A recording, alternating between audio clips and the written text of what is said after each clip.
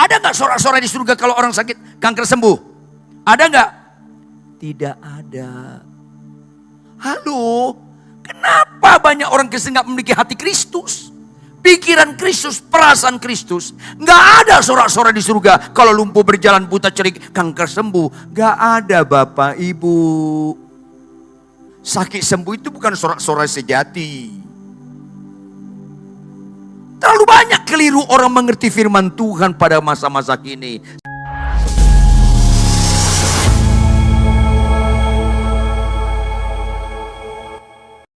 Tidak habis-habisnya kami kagum-kagum dan kagum kepada Engkau. Sempurna kasih-Mu atas kami. Agung karya-Mu atas kami Tuhan.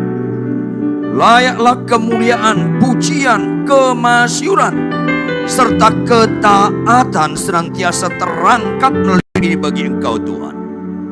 Dalam garis ketaatanlah tiba saatnya kami mendengarkan firman-Mu Tuhan.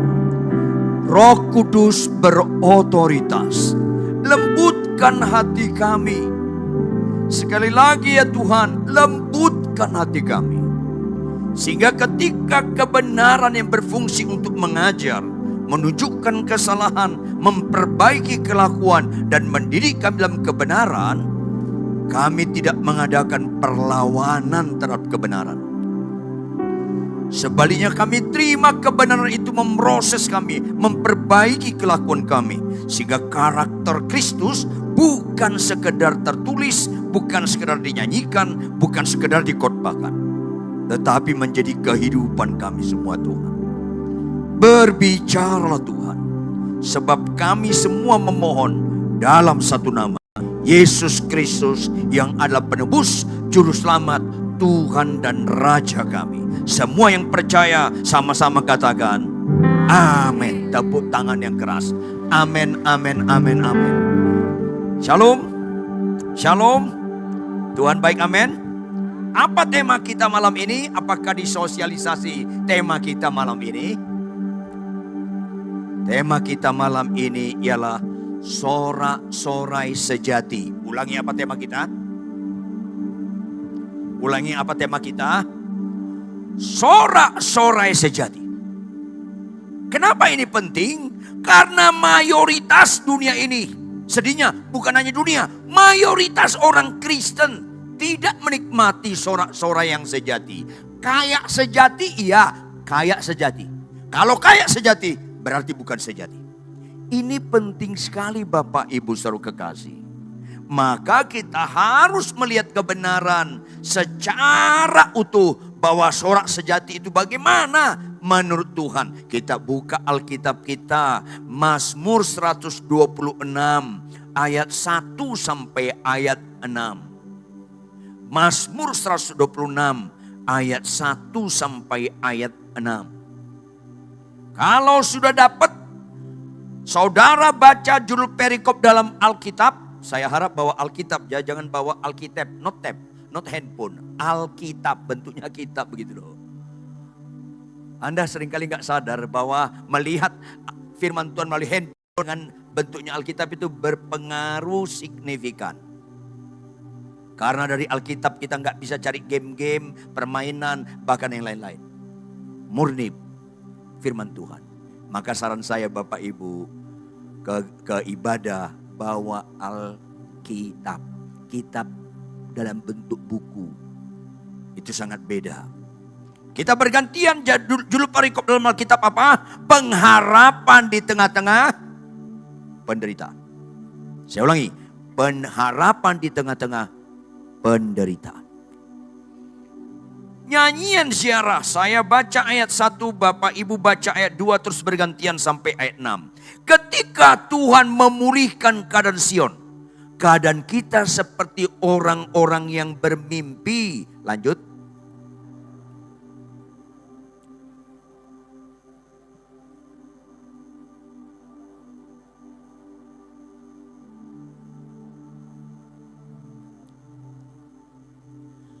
Tuhan telah melakukan perkara besar kepada kita, maka kita bersukacita. Lanjut.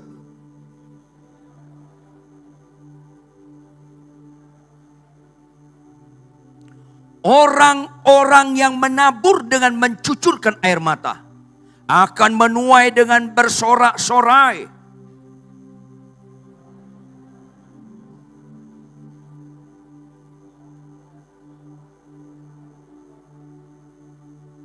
Katakan amin. Katakan amin. Saya ajak Anda mencermati firman ini secara benar.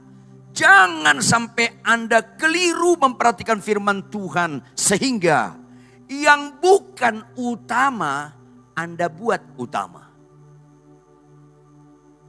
Yang utama Anda buat nggak utama. Itu kebanyakan orang Kristen tanpa sadar karena mendekati firman berangkat dari konsep-konsep kesukaan kita. Bukan konsep-konsep kesukaan Tuhan. Ini banyak kegagalan orang Kristen. Oleh karena itu Bapak Ibu, saya sangat membutuhkan konsentrasi Anda sedikit ekstra mendengarkan firman hari ini. Yang setuju katakan amin. Pertama, perhatikan Alkitab ini dari aspek keterangan waktu. Dari aspek apa? Keterangan waktu. Lihat ayat 4 bandingkan dengan ayat 1 dari aspek keterangan waktu. Ayat 4, pulihkanlah keadaan kami ya Tuhan. Berarti dari aspek keterangan waktu. Ini ayat memohon dipulihkan atau sudah dipulihkan. Memohon. Tangkap, memohon. Ayat 1. Ketika Tuhan memulihkan keadaan Sion, keadaan kita seperti orang-orang yang bermimpi. Berarti ini sudah dipulihkan atau belum dipulihkan? Sudah. Jadi dari aspek keterangan waktu Bapak Ibu jemaat sekalian, lebih dahulu terjadi ayat 4 sampai ayat 6 daripada ayat 1 sampai 3. Ini penting sekali supaya Anda memahami Alkitab itu dengan terperinci. Jangan asal-asalan.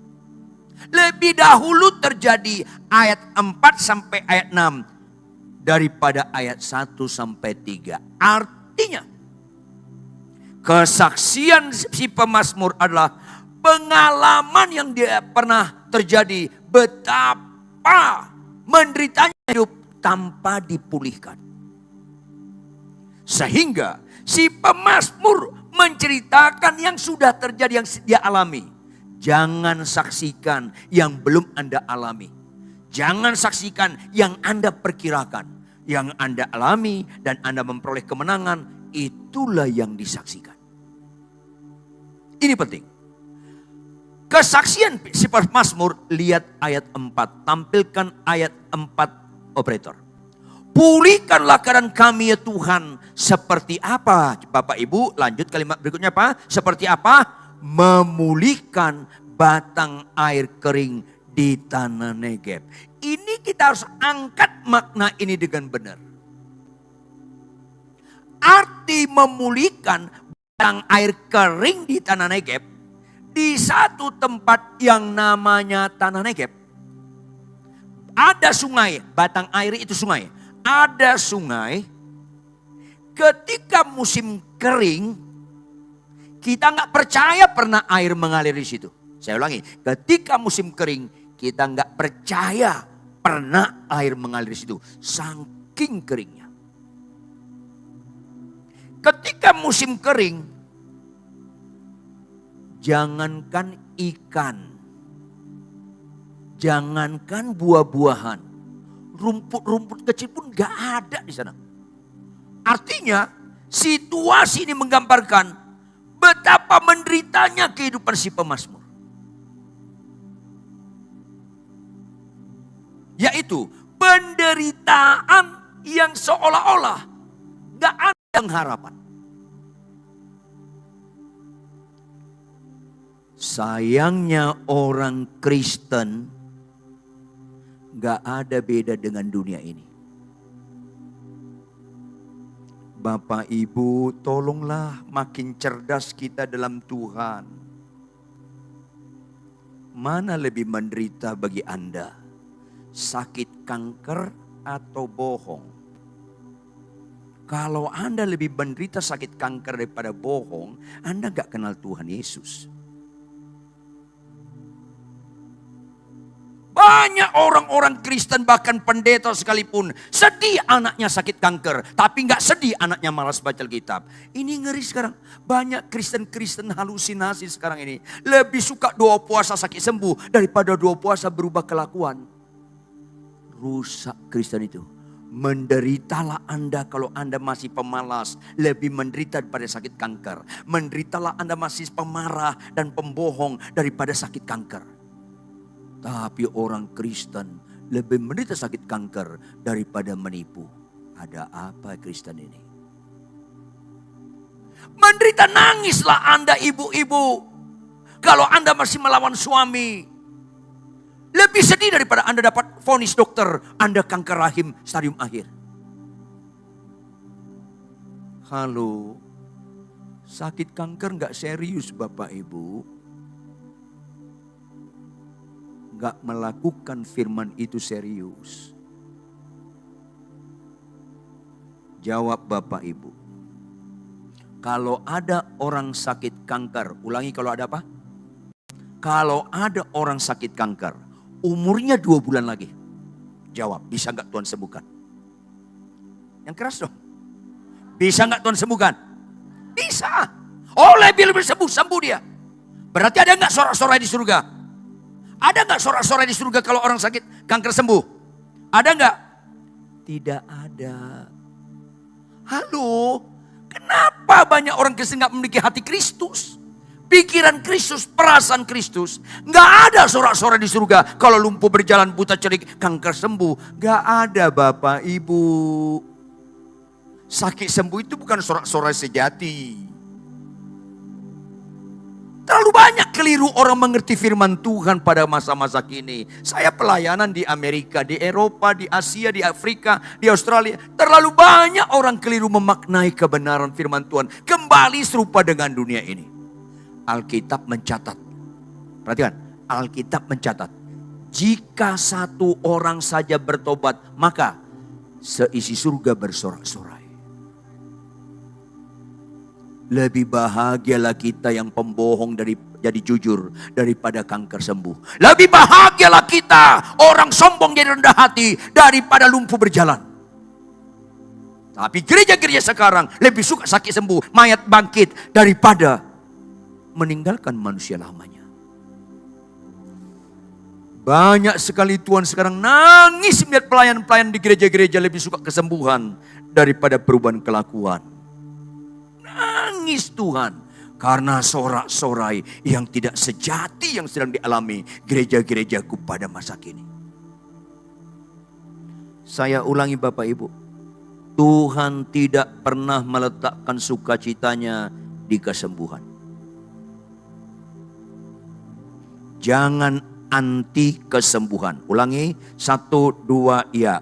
Jangan anti kesembuhan. Sekaligus jangan utamakan kesembuhan. Supaya sehat pemahaman Anda arti mengikuti Tuhan. Boleh gak doa kesembuhan? Ya boleh. Tapi sampai limit tertentu. Karena itu bukan ciri utama ajaran Kristen. Sampai limit tertentu. Jawab Bapak Ibu. Alkitab mencatat gak? Umur kita berapa kata Alkitab? Umur kita berapa tahun? 70. Lebih daripada itu berapa? 80. Apa upahnya? Penderitaan. Alkitab. Percayalah kepada Tuhan menurut Alkitab. Dan menurut perasaan. Makanya ketika saya mimpin seminar tentang kesembuhan ilahi di kalangan para pendeta dan dosen teologi. Bukan jemaat biasa. Di kalangan para pendeta dan dosen teologi. 4 sesi. 2 sesi pertama istirahat, coffee time. Istirahat. Ada pendeta muda datang ke saya. Baru saya ngerti materi ini Pak Ridwan. Saya mau bertanya Pak Ridwan. Oke, kenapa? Anak saya umur 4 tahun. Sakit-sakitan. Kalau gitu boleh gak doa kesembuhan? Langsung saya teriak. Berapa tahun? 4 tahun. Boleh. Langsung saya teriak. Boleh. Doakan kesembuhan. Umur 4 tahun. Boleh. Catat baik-baik. Tapi ada pendeta lain datang. Pak Ridwan umur saya 48 tahun. Sakit-sakitan. Boleh gak doa kesembuhan? Saya jawab dengan setengah suara. Boleh. Ngerti gak? Boleh, bukan teriak. Boleh, bukan? Boleh. Kenapa? Umur kita 70 sampai 80. Jawab Bapak Ibu, kalau umur 48 tahun, udah setengah jalan atau belum? Berarti setengah suara dong. Boleh. Setengah suara dong. Ada apa Kristen ini? Ada pendeta berikutnya datang. Pak Riton, umur saya 69. Ya kenapa? Sakit-sakitan. Boleh gak doa kesembuhan? Sebentar lagi lewat net nih orang. Lewat net. Karena kesembuhan bukan ajaran utama Kristen. Boleh. Tapi ada pendeta emeritus. Tahu arti emeritus? Pendeta yang sudah pensiun dalam struktur pelayanan di gereja. Pak Pendeta, umur saya 88 tahun Pak Pendeta. Ya kenapa? Sakit-sakitan. Boleh nggak doa kesembuhan? Saya bilang apa? Udahlah, siap-siap take off lah. Ada apa Kristen ini? Jawab Bapak Ibu, kalau Anda dari Jakarta naik pesawat ke Singapura. Ulangi, dari Jakarta naik pesawat kemana? Yang keras kemana? Maunya pesawatnya on time atau delay? Kalau delay kesel nggak? Kalau delay 2 kali? Kalau delay 3 kali? Jawab dong Bapak Ibu. Mana lebih bagus, Singapura atau surga? Kalau kau dipanggil ke surga, maunya on time atau delay? Ada apa Kristen ini? Terlalu jauh ajaran-ajaran sekarang. Akhirnya sorak-sorak sejati. Manipulasi banyak orang gereja-gereja sekarang. Catat baik-baik. Catat baik-baik. Delay pesawat komplain. Delay ke surga. Haleluya, mujizat terjadi. Ini kan jadi main-main Anda. Khotbah kayak gini kurang populer. Dan tetap kemungkinan gak diundang lagi. Tapi khotbahlah kebenaran, karena akhir zaman ini banyak khotbah-khotbah palsu. Lebih menekankan mujizat kesembuhan daripada mujizat pertobatan, daripada mujizat pelaku-pelaku firman. Karena mujizat yang kedua setelah bertobat adalah mulut bibir Yesus langsung berkata, orang yang berbahagia adalah orang yang mendengarkan firman Tuhan serta sorak sejatilah ketika kita jadi pelaku firman Tuhan. Sekalipun walaupun apapun yang terjadi, itu sorak-sorai sejati. Camkan, jangan lupa sampai mati. Ini penting sekali Bapak Ibu. Sekarang, Alkitab kita Bapak Ibu dibagi banyak bagian. Ulangi, Alkitab kita dibagi berapa? Banyak bagian. Perhatikan. Tergantung dari aspek mana kita butuhkan. Tetapi secara etika praktis, Alkitab kita dibagi 2 bagian Bapak Ibu. Ulangi, dibagi berapa bagian? Apa itu? Jangan terlalu keras, salah. Apa itu? Catat baik-baik. Perintah dan janji. Ulangi apa? Contoh, cari dahulu kerajaan Allah dan kebenarannya. Itu perintah atau janji? Maka semuanya ditambahkan kepadamu. Itu perintah atau janji? Mana yang disukai jemaat? Ayo dong. Mana yang disukai jemaat? Janji. Makanya binasa ke neraka. Ini perhatikan baik-baik. Karena khotbah firman Tuhan yang murni makin jarang di dunia ini. Halo? Cari dahulu kerajaan Allah dan kebenarannya, itu perintah Tuhan. Maka semuanya ditambahkan kepadamu, itu janji Tuhan. Lebih berbobot perintah Tuhan daripada janji Tuhan. Tangkap supaya mengerti firman hari ini. Sorak-sorai sejati. Tangkap. Kenapa? Karena perintah Tuhan itu kalimat pengakibat. Janji Tuhan itu akibat. Maka janji itu mengikuti perintah. Kalau nggak ada perintah, nggak ada janji. Inti utama perintah. Anda lupa janji Tuhan nggak ada masalah. Catat baik-baik. Anda lupa janji Tuhan nggak ada masalah. Pertanyaan, Tuhan lupa nggak janjinya? Halo, Tuhan lupa nggak janjinya? Tuhan pernah nggak ingkar janji? Tuhan pernah nggak bohong janji? Tuhan pernah nggak terlambat janjinya? Oleh karena itu Anda lupa janjinya nggak ada masalah. Karena dia tidak lupa. Itu domain dia, itu bagian dia. Anda lupa janjinya nggak ada masalah. Karena dia tidak pernah lupa dan tidak pernah ingkar janji. Anda lupa perintahnya selesai. Tangkap. Ibu-ibu, Bapak-bapak, tolong jawab.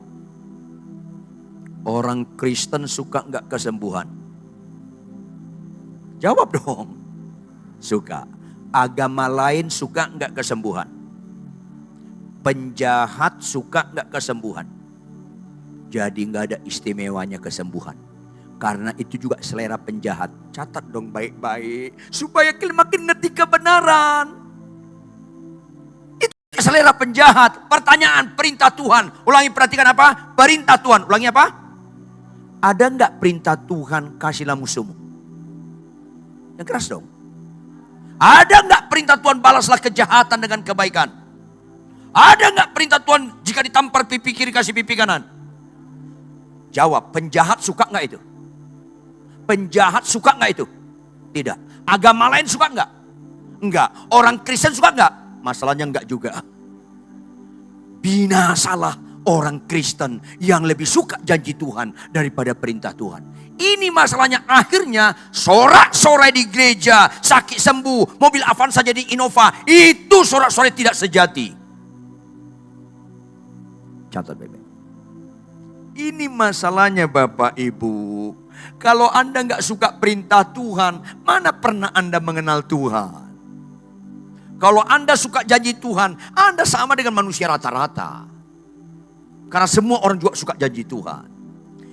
Ini masalahnya. Sayang pengajaran khotbah seperti ini mulai jarang dikhotbahkan. Lebih kagum lumpuh berjalan buta celik. Halo, penjahat pun suka lumpuh berjalan. Penjahat pun suka Innova jadi Alphard. Khotbah-khotbah yang jahat selalu menekankan khotbah-khotbah yang disukai dunia juga. Kenapa enggak khotbahkan kesukaan Tuhan? Yang direpresentatifkan, yang diwakilkan oleh perintah Tuhan. Perintah Tuhan itu kesukaan Tuhan. Saya punya supir, saya bilang, kalau kamu setiap kali ngantar saya asal pelayanan, begitu parkir, sebelum kamu ngobrol sama teman-teman supir, sebelum kamu makan siang, ambil kep ngoceng, kebaskan debu bodi luar mobil ini, kebaskan debu bodi luar mobil ini. Itu perintah atau janji? Yang keras itu perintah atau janji? Itu kesukaan saya atau kesukaan dia? Kesukaan saya, Bapak Ibu. Jangan Tuhan terus menangis melihat Anda kalau Anda gak suka perintah Tuhan. Kalau perintah Tuhan itu kesukaan Tuhan, Anda sukai, Anda boleh mengerti arti Kristen yang benar. Hai suami, kasihlah istrimu. Oh Pak Pendeta, istriku cerewet. Gak ada kaitannya Anda mengasihi istri dengan kelakuan istrimu. Anda mengasihi istrimu gak ada kaitannya dengan kelakuannya. Anda mengasihi istrimu karena Anda mau menselaraskan kesukaan Tuhan jadi kesukaanmu. Hai istri, tunduklah pada suami. Suamiku kasar, gak ada kaitannya. Anda tunduk pada suami bukan karena kelakuan suami. Anda tunduk pada suami karena Anda mau hidupku bukan aku lagi melainkan Kristus. Supaya kesukaan Kristus jadi kesukaan kita. Itulah mujizat utama dalam kekristenan sesungguhnya. Bukan mayat bangkit, bukan lumpuh berjalan. Catat baik-baik. Makanya Bapak Ibu, orang Kristen yang benar, lihat ayat 4. Pulihkanlah keadaan kami ya Tuhan seperti memulihkan batang air kering di tanah Negeb. Orang Kristen yang benar, begitu dia bertobat lahir baru, dia harus ikut Yesus. Bukan Yesus ikut dia. Catat baik-baik. Dia harus ikut Yesus, bukan Yesus ikut dia. Makanya arti Kristen pengikut Kristus. Catat baik-baik. Mengikut Yesus, Yesus yang kita ikuti jauh lebih banyak gak cocok dengan kita daripada cocok. Catat baik-baik. Yesus yang kita ikuti jauh lebih banyak gak cocok dengan kita daripada cocok. Dunia yang kita tinggalkan jauh lebih banyak cocok dengan kita daripada gak cocok. Makanya Tuhan bilang, barang siapa ikut aku, dia harus sangkal diri. Karena diri kita ini suka ngelawan ikut Yesus yang fokusnya perintah Tuhan, bukan janji Tuhan. mulai kita menderita, balaslah kejahatan dengan kebaikan, kasihlah musuhmu, jika ditampar pipi kiri kasih. Taat melakukan perintah Tuhan, menyelaraskan hidup kita ini seperti kehidupan Tuhan. Itu proses penderitaan Bapak Ibu. Sangkal diri itu bukan mental kita rata-rata. Karena rata-rata kita bela diri, bukan sangkal diri. Ada nggak orang Kristen nyanyi gemetar-gemetar di gereja, bisa pulang dari gereja, naik motor lawan arah, orang lain gemetar sama dia? Ada nggak? Kayaknya ada orangnya di sini. Hei, yang punya motor, mulai detik ini jangan lawan arah. Nyanyian kita hari ini memuji terharu-terharu, itu mengejek Tuhan kalau Anda masih suka melakukan kesalahan-kesalahan di luar sana. Karena penyembahan yang benar di gereja adalah kesimpulan dari kehidupan yang taat dalam kehidupan sehari-hari, baru menyembah yang benar.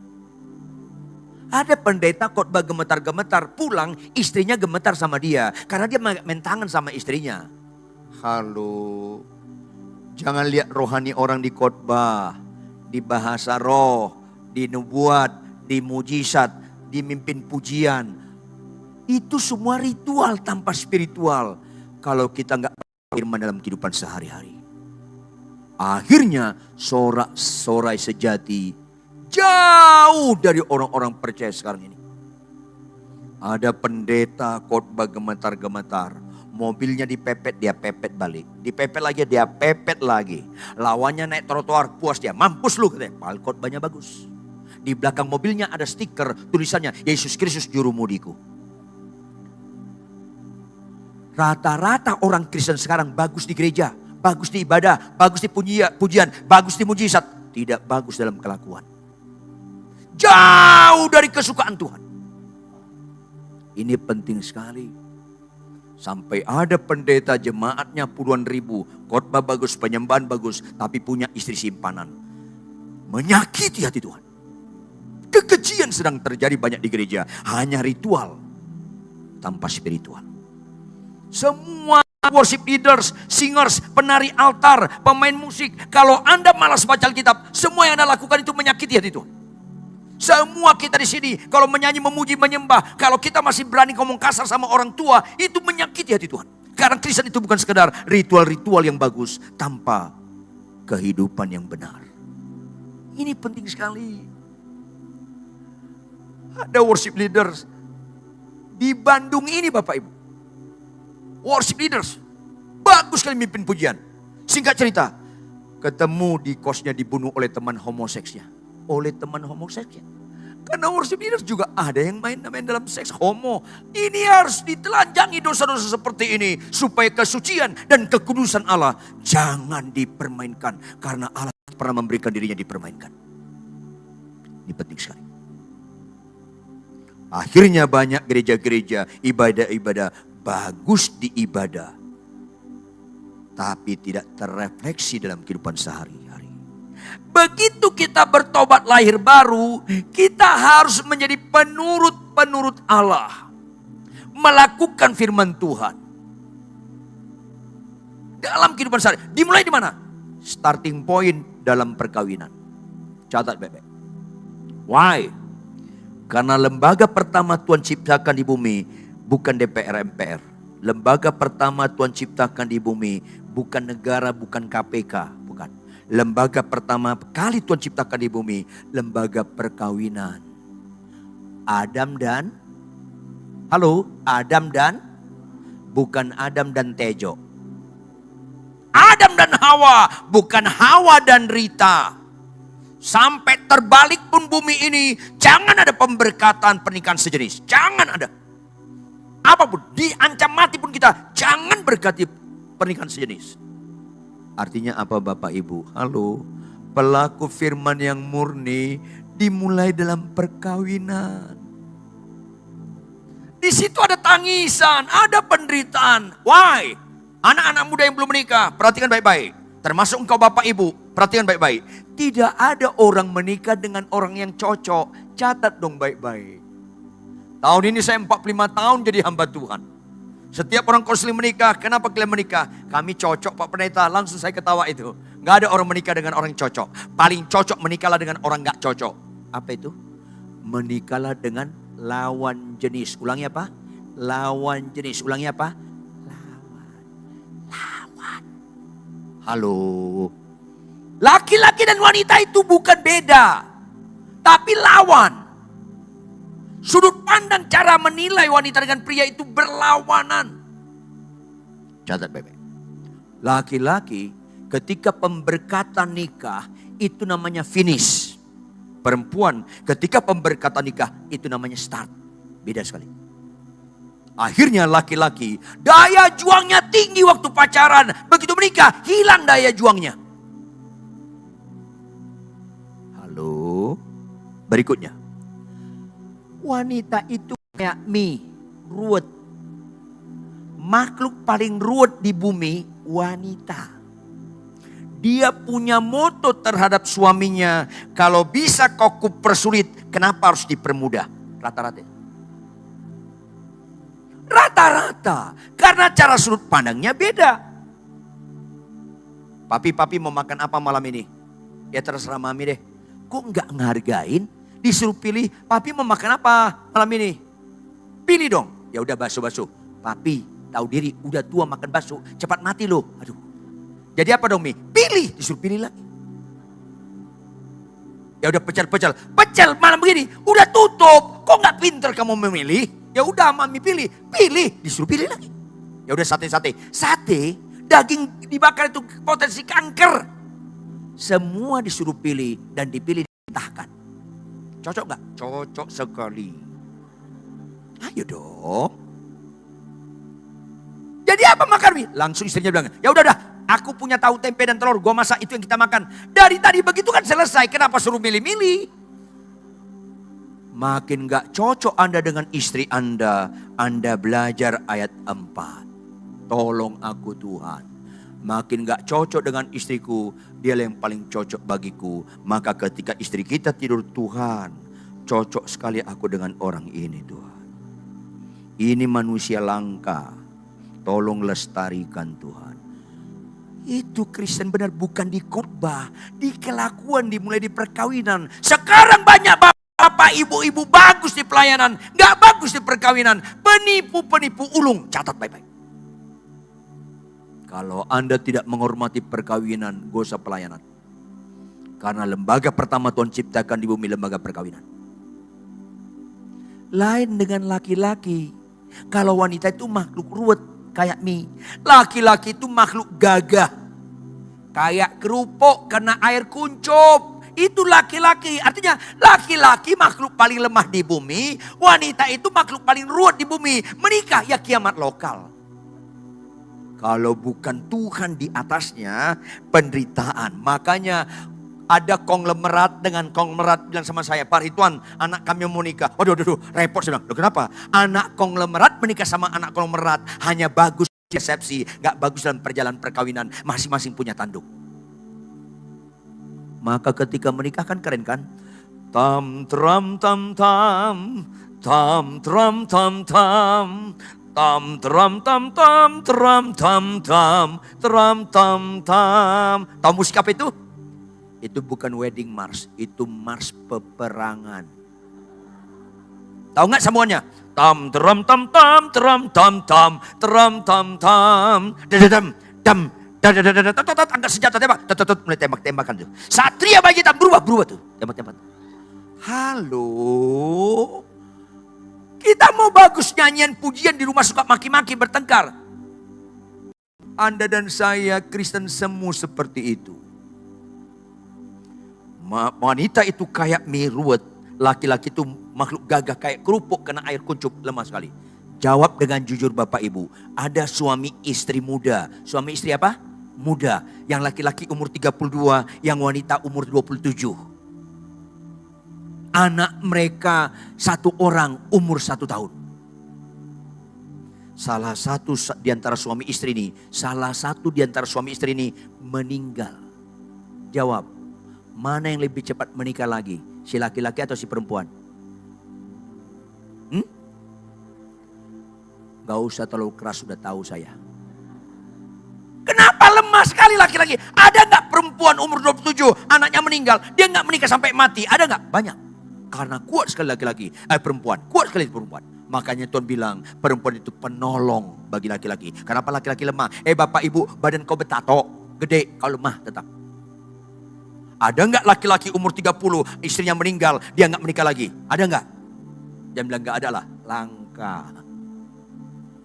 Makanya si Ruth dengan si lemah menikah, melakukan firman Tuhan.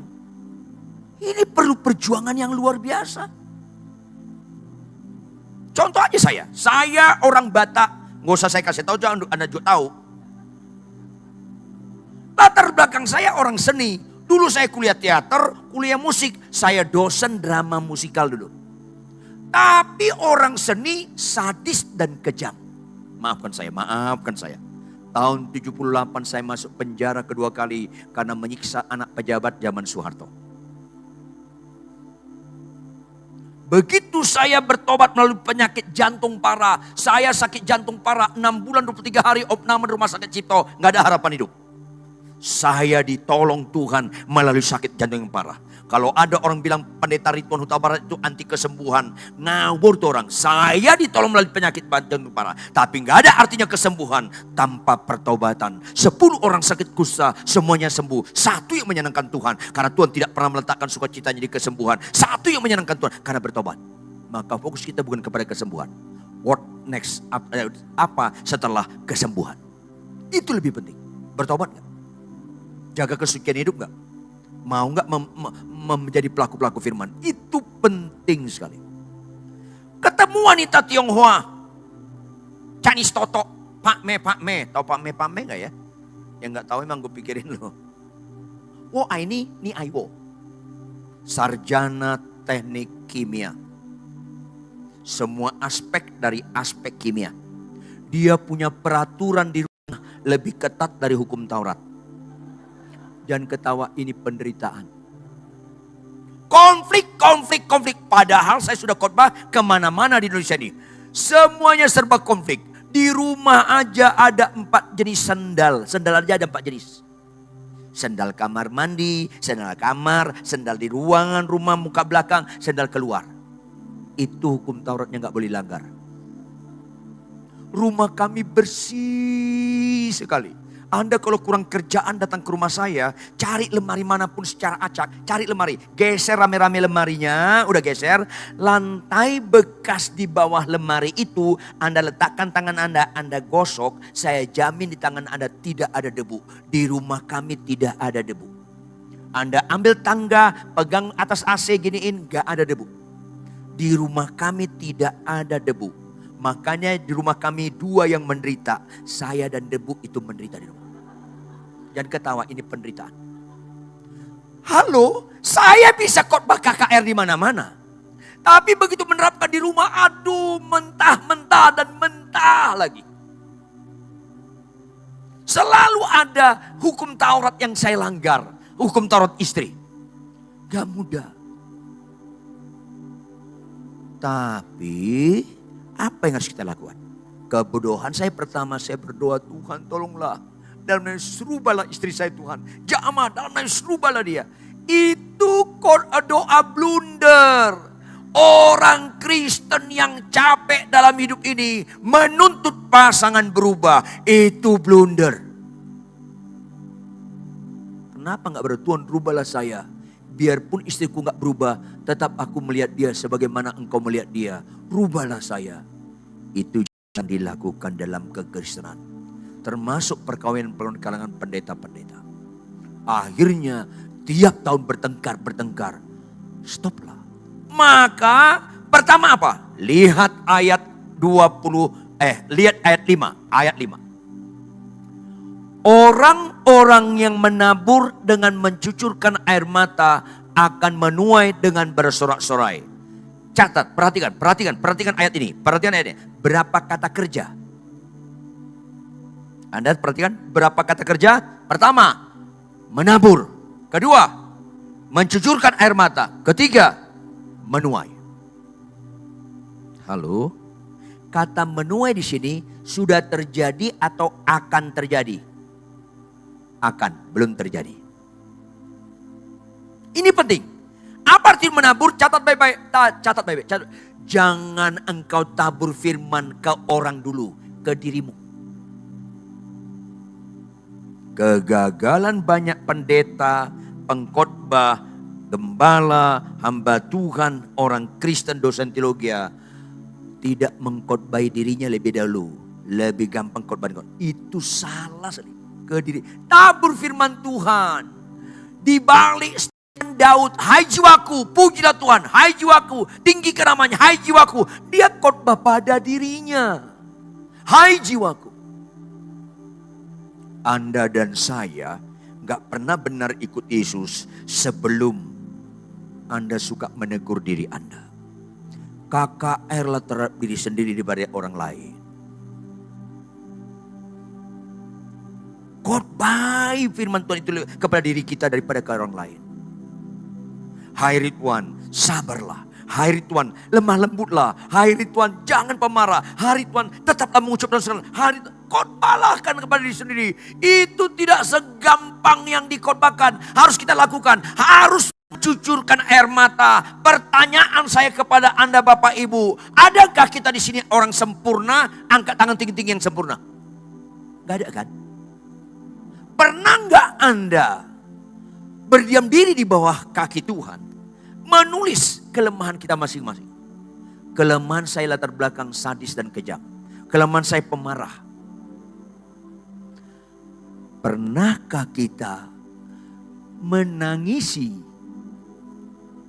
kebodohan-kebodohan kita ini lebih daripada menangisi kejelekan sifat pasangan kita?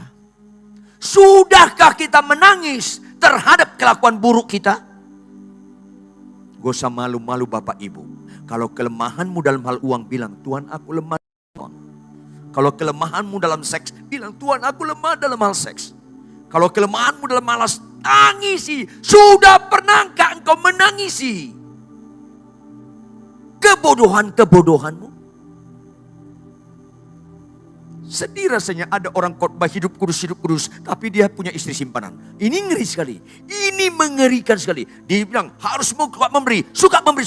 Khotbah kepada jemaat harus memberikan perpuluhan, suka memberi. Tapi dia tidak suka memberi. Ini bahaya sekali. Orang bisa kita bohongi. Tuhan gak bisa kita bohongi. Bapak Ibu nanti pulang dari ibadah tempat ini, tolong catat kelemahanmu apa. Gak usah malu-malu. Orang Tuhan pun tahu kok. Kita mencatat bukan supaya Tuhan tahu. Kita mencatat supaya ada pengakuan kita di depan Tuhan. Dan kita bilang, Tuhan aku gak disiplin baca Alkitab. Aku masih buka situs porno. Aku masih pembohong. Tulis apapun itu.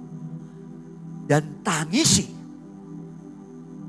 Supaya kemunafikan dalam diri kita dibebaskan Bapak Ibu. Jangan lihat rohani saya saat khotbah. Karena gampang sekali menampilkan rohani saat khotbah. Kalau Anda mau lihat rohani saya, tinggallah di rumah saya 6 bulan atau 1 tahun. Lihat sehari-hari, termasuk ketika istri saya kurang hemat berkata-kata. Masih rohani gak saya? Itu gak bisa seperti yang kita gampang khotbahkan. Harus kita tangisi, Tuhan tolong aku. Bagaimanapun gak nyamannya kelakuan istriku, aku tetap mengasihi dia. Pernah gak kita mencucurkan air mata untuk kita taburkan firman Tuhan, supaya firman itu kita lakukan lebih dahulu sebelum kita taburkan kepada orang lain? Catat baik. Ini penting sekali. Baru kedua, yang ini katanya yang ayat 5, menabur dan mencucurkan mata. Menabur untuk diri sendiri dulu. Hai jiwaku, pujilah Tuhan. Hai jiwaku, hidup dalam kekudusan. Hai jiwaku, jauhkan dirimu daripada menipu. Harus ke diri dulu. Diri dulu, bukan orang lain.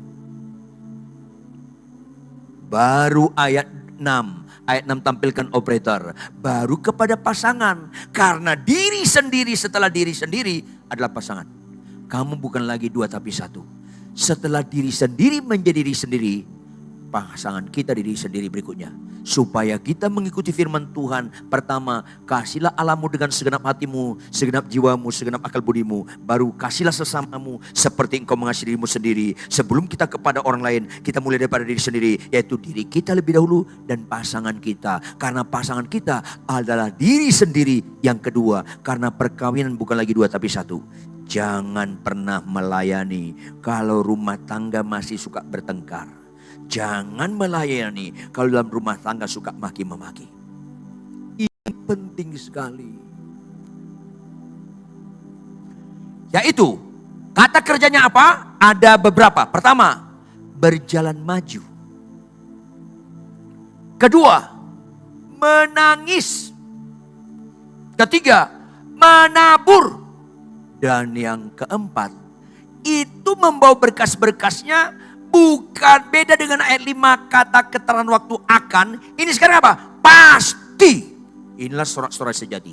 Pasti. Maka setelah kita bisa marah ketika pasangan kita marah.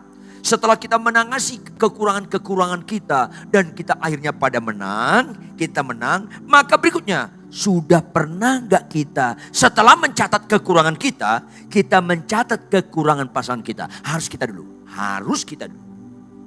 Baru kita catat kekurangan istri kita. Catat kekurangan suami kita. Setelah catat bukan untuk nembak dia. Ketika pasangan kita tidur. Sudah pernah gak kita menangis dengan kekurangan-kekurangan karakter yang buruk dalam pasangan kita? Tuhan pasti menderita istriku kalau dia pemarah. Tolonglah dia Tuhan, kasihanlah Tuhan. Sudah pernahkah kita mencucurkan air mata dengan kelemahan-kelemahan pasangan kita? Supaya ada kasih yang tulus di antara suami istri. Bukan menembak kesalahan satu dengan lain. Bukan menyimpan kesalahan satu dengan lain. Ini kekayaan hikmat dan mujizat yang indah. Gagallah kita kalau pelayanan rumah tangga saling mengecewakan.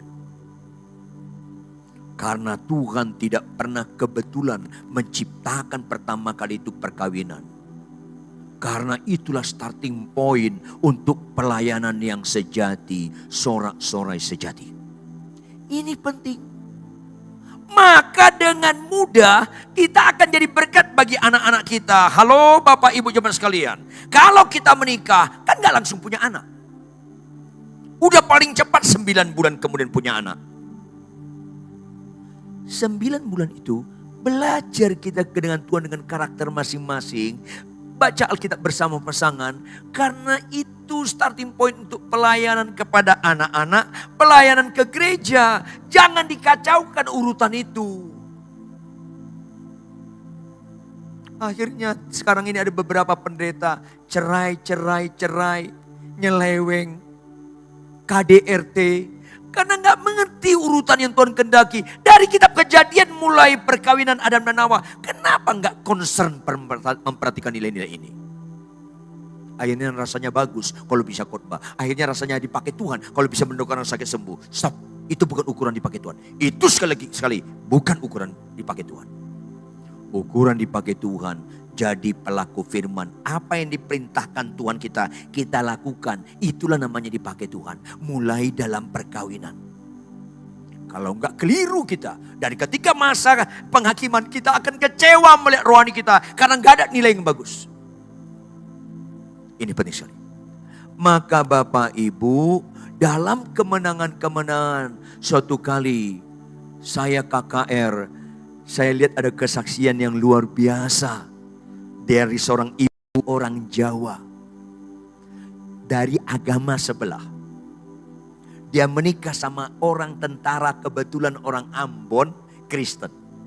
Halo? Kemudian dia jadi Kristen karena perkawinan.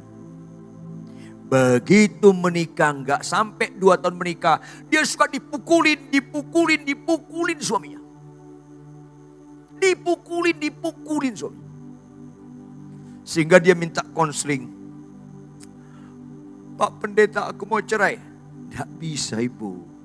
Aku dipukul. Tetap tidak ada alasan cerai. Apapun masalahmu selain kematian.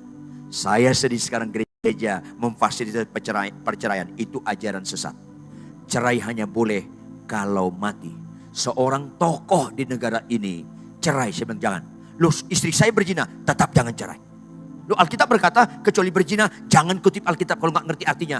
Loh, ini saya bilang sama dia, lihat dong konteksnya. Kalau ngutip Alkitab jangan sembarangan. Artinya Yesus ngomong begitu kepada orang Yahudi. Konteksnya orang Yahudi. Dia ngomong sama ahli Taurat orang Farisi. Dia bilang cerai boleh kalau istrimu berzina. Artinya apa? Saya tanya dia. Kalau orang Yahudi istrinya berzina, diapain? Dirajam. Berarti mati gak? Mati. Arti berzina di sini mati. Arti berzina di sini mati. Karena dalam agama Yahudi istri berzina pasti dirajam. Saya tanya dia, istrimu berzina? Iya Pak Ridwan. Udah dirajam belum? Ya belum dong, berarti belum mati.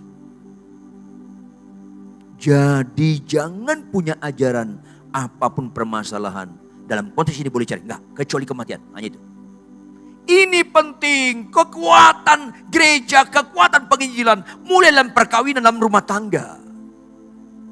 Maka ibu ini minta cerai, tidak. Lah bagaimana Pak Pendeta aku dipukulin?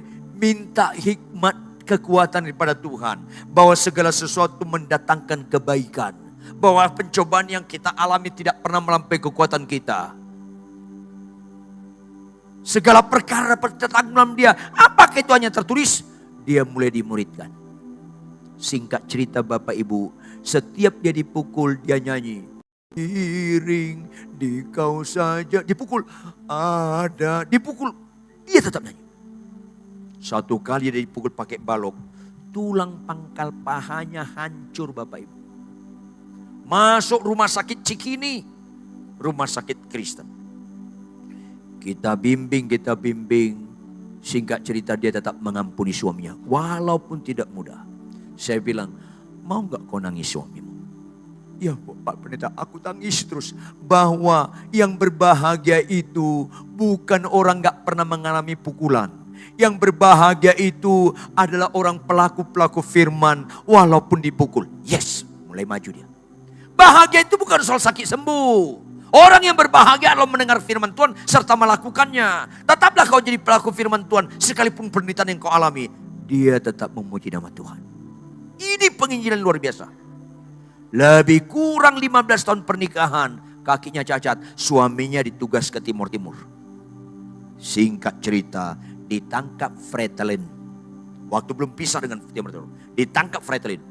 Digebukin dia rasa sakit. Digebukin dia rasa sakit. Dia teringat istrinya.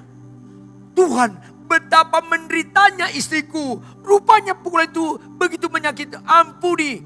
Itu momentum suaminya bertobat. Ampuni aku Tuhan, aku jahat sama istriku. Walaupun penderitaan istrinya tahunan. Penginjilan, penaburan benih yang begitu proses panjang. Itu mujizat luar biasa. Maka ketika dipukul lagi, dia ingat lagu istrinya. Dia nyanyi. Iring di kausa. Asal digebukin, dia nyanyi teringat istrinya. Tiba-tiba orang perhatikan tuh lagu. Dia tanya, apakah engkau orang Kristen? Ya, loh, yang benar. Kau percaya Yesus Kristus? Percaya. Orang perhatikan itu rata-rata Katolik.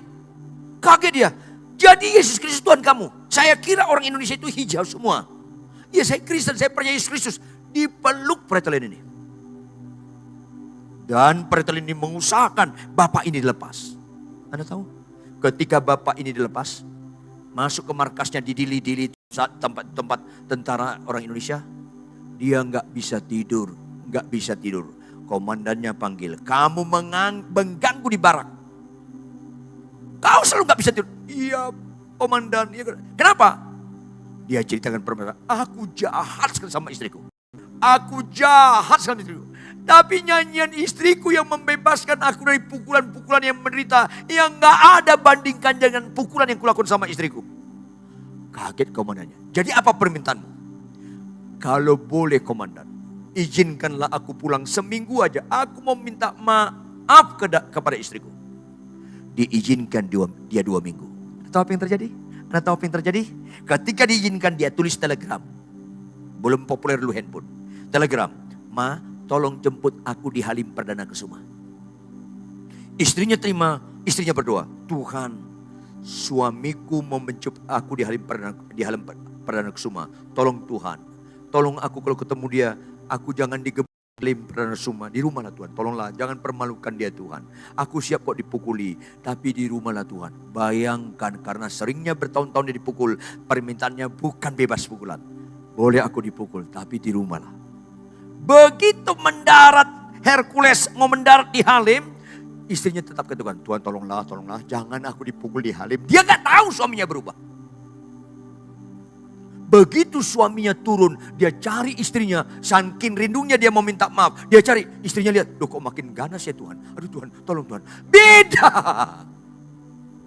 Beda. Begitu dia istrinya, suaminya lari, makin gitu, Tuhan tolong Tuhan, kok makin ganas, tolong Tuhan, jangan dipukul. Tiba-tiba suaminya tersungkur, cium kaki istrinya, nangis sesungguhkan kayak anak kecil. Istrinya bingung, lu ada apa ini? Bingung istrinya. Beberapa saat kemudian suaminya tengadah ke muka istrinya sementara dia berlutut. Dia bilang apa? Ma, ampuni saya ma. Kalau mama mau ludahi saya, ludahilah saya ma. Kalau mama mau tendang saya, tendanglah saya ma. Tapi saat yang saya minta, ampunilah saya. Sama-sama baca ayat 1. Sama-sama kita baca ayat 1. Ayat 1. Kita baca sama-sama. 1, 2, Mazmur 126 ayat 1. 1, 2, ya. Ketika Tuhan memulihkan keadaan Sion. Kan kita seperti orang-orang, catat baik-baik, kayak mimpi ibu itu. Tuhan, benar gak ini? Kayak mimpi. Kalau kita konsisten memarahi diri kita kalau masih salah. Kalau kita konsisten menaburkan firman Tuhan pada diri kita lebih dahulu daripada orang lain. Kalau kita konsisten, lebih dahulu kita pelaku firman Tuhan daripada menuntut pasangan pelaku firman. Engkau akan melihat mujizat-mujizat kayak mimpi Bapak Ibu. Kayak mimpi Bapak Ibu. Begitu mereka naik taksi, pulang mereka, masih dicubit-cubit tangannya. Ini benar gak? Gak bisa dibayangkannya suaminya seperti itu. Gak bisa. Yang kasar, yang sadis, yang suka nampar, mukul pakai balok tulang pangkalnya hancur. Bisa kayak anak kecil minta maaf, begitu lembutnya. Ayat 2. Pada waktu itu mulut kita penuh dengan tertawa. Dan lidah kita dengan sorak-sorai. Ketika saya selesai KKR, dia saksikan kejadiannya, ada suaminya di situ juga. Saya panggil ibu nih. Ibu, puji Tuhan, kemenangan. Iya Pak Pendeta, luar biasa Tuhan itu. Saya tanya ibu. Kalau pulang dari KKR ini, bayangkan ibu masuk kamar. Ya terus gimana Pak Pendeta? Ada cermin gak di kamar? Ada Pak Pendeta. Bisa gak kau berdiri di depan cermin, kau tatap dirimu dalam cermin? Terus gimana Pak Pendeta? Bisa gak kau ngomong sama dirimu? Hai jiwaku, bahagia sekali engkau. Dia senyum sambil keluar air mata saking sorak-sorai bahagianya. Bisa Pak Pendeta, bisa. Aku bahagia sekali. Gak banyak orang Kristen di depan cermin sambil melihat dirinya. Bahagia sekali engkau ya. Gak banyak. Karena seringkali kita ukuran bahagia bukan seperti yang Tuhan katakan. Orang yang berbahagia adalah orang yang mendengarkan firman Tuhan serta melakukannya. Seringkali kita bahagia ukur-ukuran duniawi apa? Sakit sembuh. Halo, dunia ini pun sakit sembuh bahagia. Gak punya mobil dapat mobil. Dunia ini pun bahagia, itu bukan sorak-sorai sejati. Sorak-sorai sejati. Bagaimanapun kelakuan pasangan kita, mertua kita, ipar kita, menantu kita. Tetap kita mengasihi dia dengan senyuman, dengan kasih. Itu kebahagiaan saja. Itu sorak-sorai yang Tuhan inginkan di kalangan orang percaya. Bukan sekedar sakit sembuh. Karena penjahat pun bahagia kalau sakit sembuh. Penjahat pun bahagia kalau mobilnya Innova jadi Alphard. Jangan yang begitu-begitu lagi. Itu rendah sekali derajatnya. Orang yang berbahagia adalah orang yang mendengarkan firman Tuhan serta melakukannya. Dia bahagia. Tetapi yang lebih indah lagi, apa yang terjadi? Lanjut ayat 2b. Ayat 2 operator. Ayat 2, ayat 2b. Pada waktu itu berkatalah orang di antara bangsa-bangsa, Tuhan telah melakukan perkara besar kepada orang-orang ini. Catat baik-baik. Kalau lumpuh berjalan itu bukan perbuatan besar dari Tuhan. Catat baik-baik. Kalau buta celik itu bukan perbuatan besar. Kalau kita sabar, rendah hati, membalas kejahatan dengan kebaikan, tetap lemah lembut kepada pasangan walaupun kasar, itulah perbuatan besar dari Tuhan. Tampilkan operator Matius 24 ayat 24.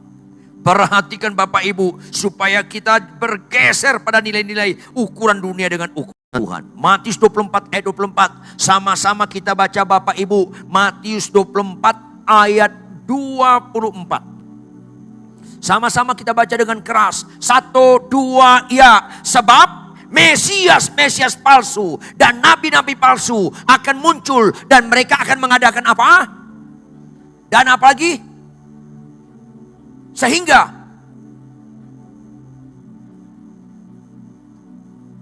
ayo dong.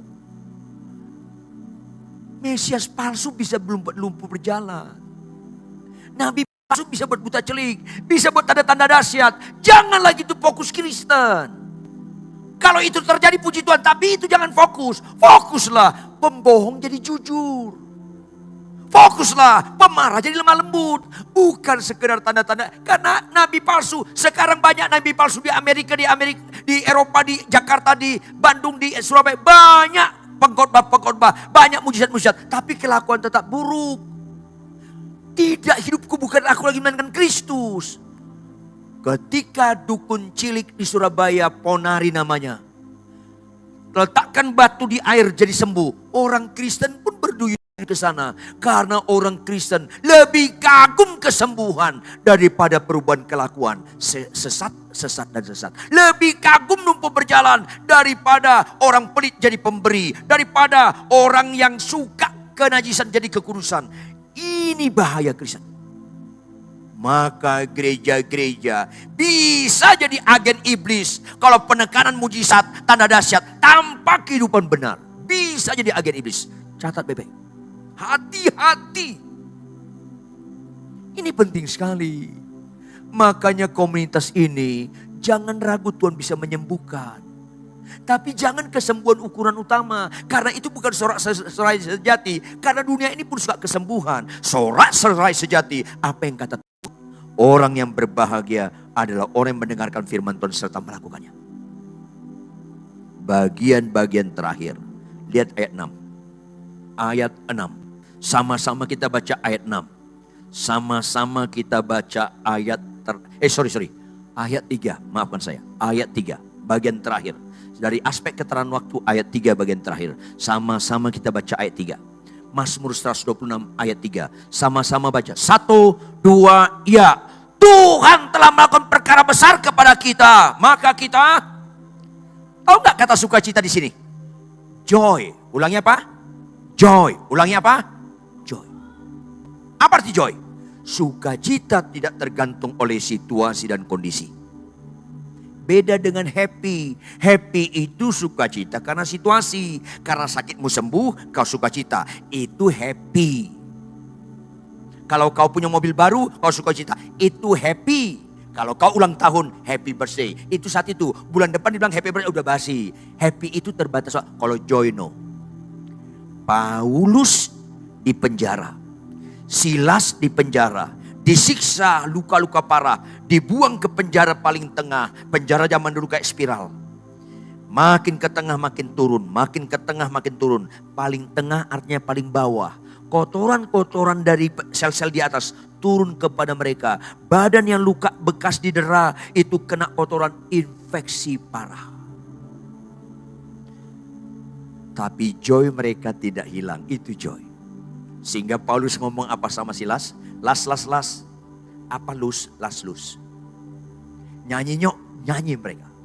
Kalau kita dalam keadaan sakit gak sembuh, tetap memuji nama Tuhan. Kami memuji itu joy. Kalau istri kita yang kurang hemat berkata-kata, lagi tidur kita tatap, kita hanya memuji nama Tuhan. Aku memuji kebesaran-Mu, ajaib. Itu joy. Di tengah difitnah, ditangkap tanpa alasan, tetap kita mengucap syukur dalam segala hal. Bersukacita senantiasa. Itu joy, itu sorak-sorai sejati. Catat baik-baik. Mana lebih gampang panen? Jati atau jagung? Jawab dong. Jati atau jagung lebih gampang panen? Jagung. Tahu nggak Bapak Ibu jagung berapa lama? 3 bulan panen. Tahu nggak Anda jati berapa lama? Saya pernah membina pengusaha jati di Jepara yang senior namanya Pak Harun. Pak Harun cari jati yang bagus bagaimana? Apa dia bilang? Pak Pendeta jangan suka jati dari tanah yang subur. Dari Jawa Barat itu jati kurang bagus karena tanahnya subur. Kenapa? Kandungan airnya banyak sehingga jatinya cepat tumbuh. Kepadatan kayunya kurang solid. Sehingga ketika proses pengeringan akan bengkok dia. Makanya Bapak Ibu jangan terlalu subur. Kandungan air Anda terlalu banyak. Nanti proses pengeringan bengkok loh. Jadi gimana? Cari jati di tanah kurang subur. Halo? Kurang subur. Hati-hati khotbah yang mengenakan telinga. Tuhan Gembala yang baik itu ada 3 keterangan tempat. Yaitu padang rumput hijau, air tenang dan lembah kekelaman. Kalau Anda baca bahasa aslinya, kata benda rumput hijau, kata benda air tenang itu tunggal. Karena ditulis bukan di Bogor, padang rumputnya banyak. Ditulis Timur Tengah, padang rumput sulit di sana. Air yang tenang juga beda dengan Jakarta, hujan sebentar banyak air tergenang. Di sana langka, yang banyak lembah kekelaman. Orang benar harus lebih banyak lembah kekelaman daripada padang rumput dan air tenang. Supaya kebergantungan kepada Tuhan semakin tinggi. Maka jati yang bagus di tanah kurang subur. Lambat tumbuhnya, tapi kepadatan kayunya solid. Ketika ada cabangnya dipotong-potong supaya tetap lurus. Terus gimana? Saya tanya sama Pak Harun. Tunggu 30 tahun Pak Pendeta. 30? Iya. Tunggu 30 tahun. Wow. Kalau jagung 3 bulan. Kalau kayu jati 30 tahun. Terus? Setelah 30 tahun panen? Belum Pak Pendeta. Jadi gimana? Setelah minimal 30 tahun. Gali tanah melingkar. Batangnya berjarak 1 meter dari batang luar. Ngapain Pak Harun? Gali, temuin akarnya. Potong. Matikan dia. Karena menikmati sorak-sorai sejati. Matikan si aku. Hidupku bukan aku lagi. Melainkan Kristus. Matikan dia. Wow. Setelah mati baru panen.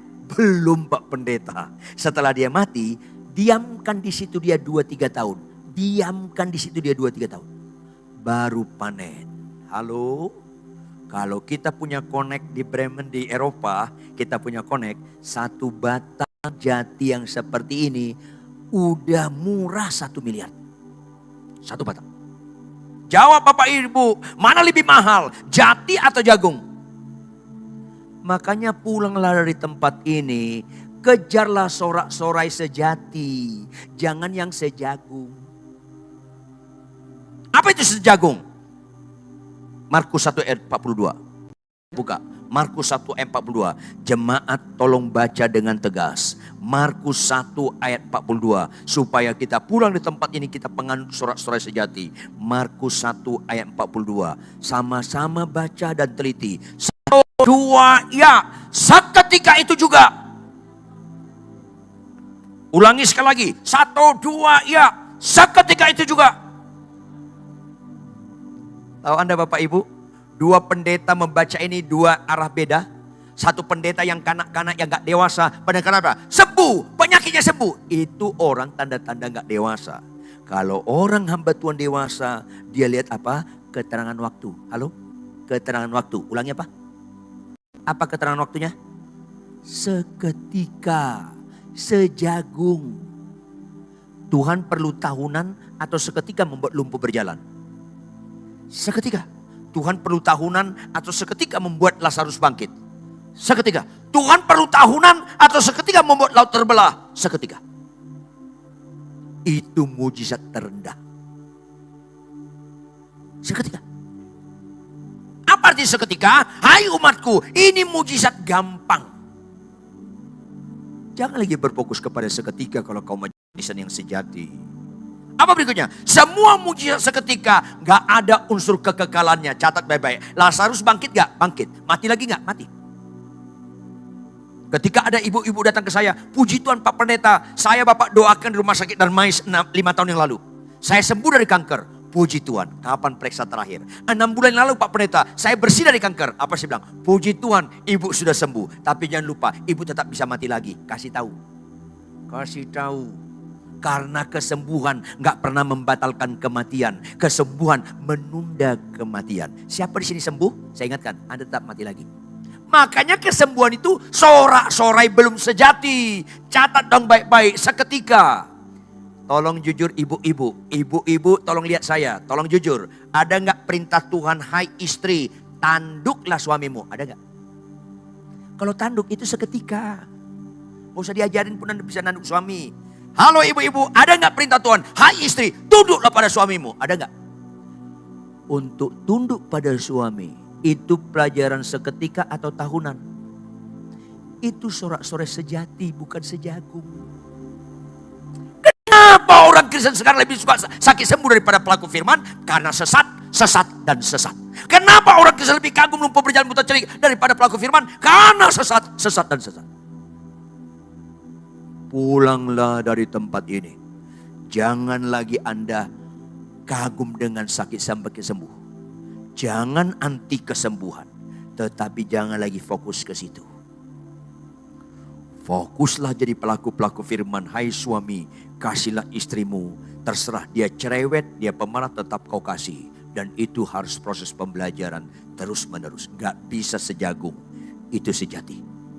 Hai bapak, ibu, anak muda. Balaslah kejahatan dengan kebaikan. Itu gak bisa instan, gak bisa seketika. Itu proses. Makanya jemaat sekalian, pulanglah dari tempat ini. Perjuangan kita bukan soal sakit sembuh. Perjuangan kita bukan soal miskin kaya. Perjuangan kita bukan supaya keinginan kita dikabulkan. Perjuangan kita supaya kita menjadi taat setia sampai mati menjadi pelaku-pelaku firman Tuhan. Ku berjuang sampai akhirnya. Lanjut. Kau dapati aku tetap.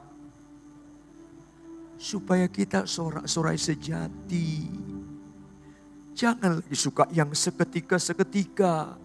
Itu awal-awal Tuhan perkenankan pada kita. Saya sakit jantung, saya sembuh oleh Tuhan seketika. Tapi apa artinya sakit jantung sembuh kalau kelakuan gak dirubah? Untuk kelakuan berubah, membalas kejahatan kebaikan, itu proses-proses tahunan. Itulah mujizat sejati, saking sejatinya dari mulut bibir Yesus berkata, orang yang berbahagia bukan sakit sembuh. Orang yang berbahagia bukan makin kaya. Orang yang berbahagia bukan pendeta terkenal. Tetapi orang yang berbahagia adalah orang yang mendengarkan firman Tuhan serta memeliharanya, merenungkan dan melakukannya. Anda tidak takut masa penghakiman kalau fokus kekristenan di pelaku firman, mulai dalam perkawinan, mulai dalam keluarga. Bangkit berdiri, tepuk tangan yang keras buat Tuhan. Ambil keputusan Bapak Ibu. Siapa yang sakit di sini gampang Tuhan sembuhkan. Gak perlu tahunan. Jangan ragu, Tuhan gampang menyembuhkan penyakit Anda. Tetapi malanglah nasibmu kalau fokusmu kesembuhan, bukan pelaku-pelaku firman. Ini penting. Maka arah kita bukan saja segera sakit sembuh. Jika ada dosa dan kejahatan kita ditegur pada hari ini, mintalah ampun kepada Tuhan. Yang pemarah jangan lagi pemarah. Yang pemalas jangan lagi pemalas. Yang pembohong jangan lagi pembohong. Yang setuju katakan amin. Yang sungguh-sungguh setuju katakan amin. Tepuk tangan yang keras buat Tuhan. Ini penting. Bahkan pulanglah di tempat ini. Jijiklah terhadap dosa. Pulang di tempat ini. Jangan tertarik lagi dengan manusia lama. Pulanglah tempat ini. Biarlah pikiran Kristus jadi pikiran kita. Perasaan Kristus jadi perasaan kita. Kesukaan Kristus jadi kesukaan kita. Yang setuju angkat tangan kananmu tinggi-tinggi. Jangan ikut-ikutan. Yang setuju angkat tangan kananmu tinggi-tinggi. Mari kita berdoa. Bapa kami di surga, kembali kami tidak habis-habisnya kagum-kagum dan kagum kepada Engkau Tuhan. Bagaimana kami tidak kagum? Kebenaran firman hari ini menunjukkan kami bukan anak murahan, kami bukan anak gampangan, tetapi sebagai anak-anak pilihan. Walaupun konsekuensinya Kau tegur kami, Kau bongkar kemunafikan kami, supaya diperbaiki kelakuan kami dan dididik kami dalam kebenaran, sehingga kami tidak lagi berfokus kepada nilai-nilai seketika yang gampang, yang instan. Kami mau nilai-nilai proses, murid-murid Tuhan menjadi pelaku-pelaku firman Tuhan sekalipun walaupun apapun yang terjadi. Oleh karena itu Roh Kudus, siapapun kami Kau insafkan akan dosa kami, dan kami mohon ampun. Ampuni kami Tuhan. Oleh karena itu Roh Kudus, Roh Penolong, terjemahkan lebih lanjut kebenaran firman hari ini dengan segala kekayaan maknanya, lebih daripada hamba-Mu yang sangat terbatas ini dalam menguraikannya. Materaikan dalam loh hati kami masing-masing Tuhan. Materaikan. Follow up Roh Kudus, supaya kebenaran ini tidak kami dekati hanya sebatas pengetahuan, dimensi akademis, tetapi kami mau jadi pelaku-pelaku firman Tuhan tanpa menyerah sampai garis akhir. Kami mau menganut sorak-sorai sejati dan nama Engkau dipermuliakan, karena dalam kehidupan kami sehari-hari Kau dapatkan kami menjadi pelaku-pelaku firman. Karakter Kristus yang murni memberkati mereka. Melalui ini utuslah kami di tengah masyarakat, sehingga hidup kami menjadi surat-surat yang terbuka, punya keteladanan yang indah, sehingga makin banyak lutut bertelut dan mulut mengakui Tuhan, dan nama Tuhan semakin indah dimasyurkan. Berkati Ibu Gembala kami Tuhan, berkati semua para pelayan tempat ini. Ingatkan mereka tidak ada yang sia-sia dalam melayani Tuhan dengan sungguh. Dalam nama Yesus Kristus, haleluya. Semua yang percaya bersama-sama katakan amin.